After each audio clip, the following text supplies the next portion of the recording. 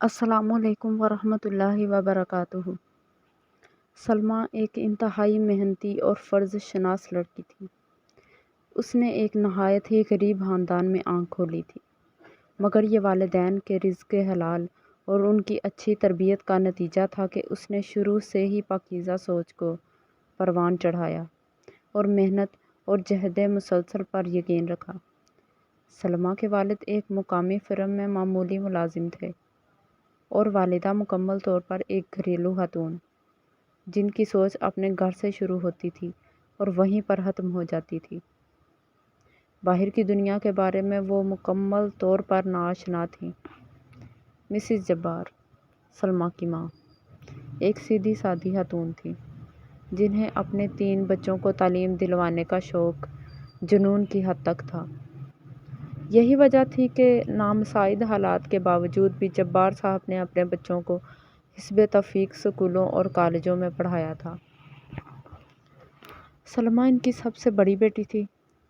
اس کے بعد عامر اور شاہد۔ تینوں بہن بھائیوں میں 2 سال کا فرق تھا۔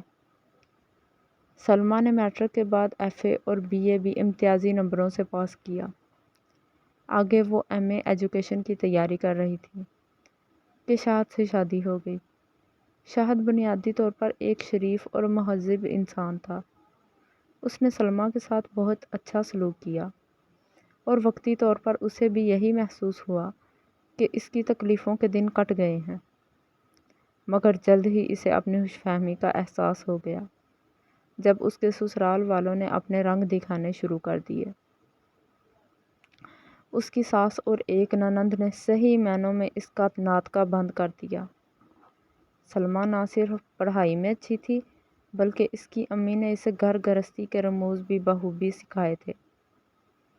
خانہ داری، سلائی، کڑھائی، سلیقہ، غرض ہر شعبے میں وہ طاق تھی، مگر اس کے یہ اسلوب ساس، نند اور حتیٰ کہ دیوروں کو بھی قطعاً نظر نہ آتے تھے، بلکہ وہ وقتاً فوقتاً اسے بد سلیقہ، جاہل، گنوار اور غریب جیسے القابات سے نوازا جاتا تھا۔ اسے اس بات پر سخت حیرت ہوتی تھی کہ اس نے اپنے والدین اور اساتذہ کو یہی کہتے سنا تھا کہ تعلیم ہی اصل دولت ہے، روپیہ پیسہ تو آنی جانی چیز ہے، تو پھر اسے غربت کا طعنہ کیوں دیا جاتا ہے؟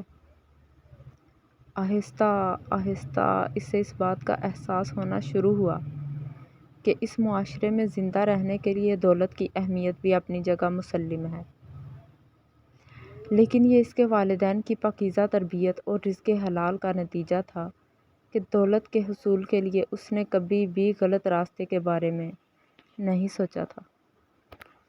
قدرت نے بھی اسے اپنی حالت کو بہتر بنانے میں مدد دی۔ سچ کہتے ہیں کہ نیت نیک ہو اور انسان کا عزم سچا ہو تو اللہ تعالیٰ غیب سے ایسی امداد مہیا کرتے ہیں جہاں سے اسے گمان بھی نہیں ہوتا۔ ایک دن سلمیٰ کی ایک پرانی سہیلی اسے ملنے آئی۔ اس کی حالت دیکھ کر اور خاص طور پر اس کے سسرال والوں کا رویہ دیکھ کر اسے بہت افسوس ہوا۔ سلمیٰ بھی اس سے سچ کو نہ چھپا سکی اور اس نے روتے روتے اپنی تمام داستان غم اسے سنا ڈالی۔ رضیہ اس کی ہمدرد سہیلی تھی۔ اس نے مشورہ دیا کہ وہ علامہ اقبال اوپن یونیورسٹی کی فاصلاتی تعلیم کی سہولت سے فائدہ اٹھائے اور اپنا MA مکمل کر لے۔ اس طرح وہ گھریلو کام بھی کر سکے گی اور اپنی تعلیم بھی بڑھا لے گی۔ چنانچہ اس نے کچھ بچت کر کے اور اپنے شوہر کی رضامندی سے وہاں اپلائی کر دیا۔ ساس کو پتہ چلا تو اس نے آسمان سر پہ اٹھا لیا کہ اب گھر کا کام کون کرے گا، گھر کی ذمہ داری کون اٹھائے گا؟ تو شاہد نے انہیں سمجھایا کہ اس نظام میں سلمیٰ کا یونیورسٹی جانا ضروری نہیں ہے، اس لیے وہ گھر کے کاموں کو بھی سر انجام دیتی رہے گی۔ سلمیٰ سلائی کڑھائی میں ماہر تو تھی ہی، اللہ تعالیٰ نے اس کی ایک اور طریقے سے بھی مدد فرمائی تھی۔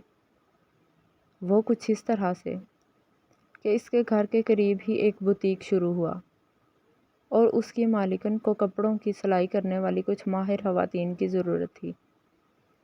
سلمیٰ کو پتہ چلا تو اس نے خاتون سے بات کر کے کام کا آرڈر لے لیا۔ گھر کی سلائی مشین پر اس نے موٹر لگوا لی اور ساتھ ساتھ اس کی اچھی تعلیم اور ریکارڈ کی وجہ سے قریبی پوش علاقے کے کچھ بچوں نے اس سے ٹیوشن لینی شروع کر دی۔ اس نے انہیں اتنے اچھے طریقے سے پڑھایا کہ وہ اس کے گرویدہ ہو گئے۔ جب اس کی ساس اور دیوروں نے دیکھا کہ وہ گھریلو کام کرنے کے بجائے اس کے ساتھ ساتھ پیسے بھی کما رہی ہے تو انہوں نے سختی بھی کچھ کم کر دی۔ وہ لالچی لوگ تھے۔ شاہد کے علاوہ دونوں دیور پڑھائی میں بالکل پیدل تھے۔ سلمیٰ نے ان کو پڑھانے کی بہت کوشش کی مگر وہ بگڑ چکے تھے۔ اسی طرح اس کی نند بھی میٹرک کر کے گھر میں فارغ بیٹھی تھی اور اسے سارا دن تیار ہو کر ٹی وی دیکھنے کے علاوہ اور بھابھی کی شکایتیں لگانے کے علاوہ کوئی کام نہ ہوتا تھا۔ سلمیٰ کی ماں جب یہ ساری صورتحال دیکھتی تو اسے بہت رنج ہوتا مگر پھر شاہد کی شرافت اور اس کے حسن سلوک کو دیکھتے ہوئے اسے کسی حد تک صبر آ جاتا اور وہ اپنی بیٹی کے اچھے نصیبوں کی دعائیں کرتی ہوئی چلی جاتی تھی۔ شادی کو 2 سال گزر گئے تھے۔ سلمیٰ کی گود ابھی تک خالی تھی اور اس کی ساس اس کے چلائے ہوئے نشتروں میں اس کے بھانج ہونے کے طعنوں کا بھی اضافہ ہو چکا تھا۔ اسی دوران اس کا ایم اے بہت اچھے نمبروں سے پاس ہو گیا اور سلمیٰ نے اسپیشلائزیشن کے لیے آگے اپلائی کر دیا۔ شاہد کی بھی پروموشن ہو گئی۔ سلائی اور ٹیوشن کا کام بہت بڑھ گیا تھا مگر سلمیٰ کو جیسے اللہ نے آہنی حوصلہ دیا تھا۔ وہ چپ چاپ اپنے سسرال والوں کے مظالم برداشت کرتی اور اپنی ساری کمائی ان کے حوالے کر دیتی تھی۔ شاہد یہ سب کچھ دیکھتا رہا مگر ماں، بہن اور بھائیوں کے آگے بولنے کی ہمت اس میں نہ تھی۔ گھر کا بوجھ کم کرنے کے لیے اس نے بھی شام کو ایک فیکٹری میں جانا شروع کر دیا۔ اسی دوران حکومت کی طرف سے اسکولوں کے پرنسپل اور سینئر اساتذہ کی حالی نشستوں کا اشتہار اخبار میں چھپا۔ تجربہ نہ ہونے کی بنا پر سلمیٰ پرنسپل کی سیٹ کے لیے تو اپلائی نہ کر سکی مگر اس نے سینئر ٹیچر کی پوسٹ کے لیے فارم جمع کرا دیا۔ ساتھ ہی اس کا ایم فل بھی مکمل ہو چکا تھا۔ اسے منتخب ہونے کی نوید مل گئی مگر اسے جو سیٹ ملی وہ سندھ پنو عقل میں تھی۔ اس نے اپنے شوہر سے بات کی اور شاہد نے کچھ تگ و دو کے بعد اپنے گھر والوں کو آمادہ کر لیا۔ ان لوگوں کو محض پیسے سے غرض تھی۔ انہیں محض پیسے سے غرض تھی اس لیے کچھ پس و پیش کے بعد وہ مان گئے۔ شاہد نے اپنے گھر والوں کے علم میں لائے بغیر اسی علاقے میں ٹرانسفر کرنے کی کوشش کی اور اپنے افسران بالا کی منت سماجت کرنے کے بعد اپنی ٹرانسفر کرانے میں کامیاب ہو گیا۔ خدا نے جیسے ان دونوں کو صبر اور اچھی نیت کا ثمر دیا، جیسے ہی وہ دونوں پنو عقل شفٹ ہوئے سلمیٰ کی گود بھی ہری ہو گئی۔ 5 سالہ تجربہ مکمل ہونے پر اس نے پرنسپل کے لیے درخواست دی اور تحریری امتحان بھی پاس کیا۔ اچھے تعلیمی ریکارڈ اور شاندار ریکارڈ کو مدنظر رکھتے ہوئے انٹرویو پینل کے اراکین نے کامیاب امیدواروں میں اسے پہلے نمبر پر منتخب کیا۔ اس دوران اللہ نے اسے ایک بیٹے اور بیٹی سے بھی نواز دیا تھا۔ شاہد نے اپنی بہن کا رشتہ دفتر کے ایک عمر رسیدہ کلرک سے کر دیا اور اپنے بھائیوں کو قرضہ لے کر باہر بھجوا دیا۔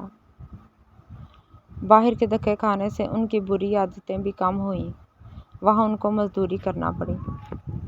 اپنے ماں اور باپ کو شاہد نے ساتھ رکھ لیا تھا۔ بیٹی کی شادی اور 2 نکمے بیٹوں کو باہر بھجوانے کی وجہ سے اب ساس کے طرز عمل میں بھی تبدیلی آ چکی تھی۔ سلمیٰ اور شاہد نے نیک نیتی سے اپنے فرائض نبھائے، اپنے بہن بھائیوں کی مدد کی اور جہد مسلسل سے اپنے حالات کو سنوارنے کی سعی کی۔ جس کا نتیجہ انہیں معاشرے میں ایک باعزت مقام کی شکل میں حاصل ہوا۔ ہمیں بھی چاہیے کہ اگر زندگی میں کوئی راستہ دشوار گزار ہو تو مایوسی کے اندھیروں میں بھٹکنے کے بجائے اپنے رب سے لو لگائیں اور مستقل مزاجی سے محنت کریں۔ اللہ تعالیٰ محنت اور اچھی نیت اور خلوص کا صلہ کبھی بھی رائیگاں نہیں جانے دیتا۔ اللہ حافظ دوستو، دعاؤں میں یاد رکھیے گا۔ اللہ نگہبان۔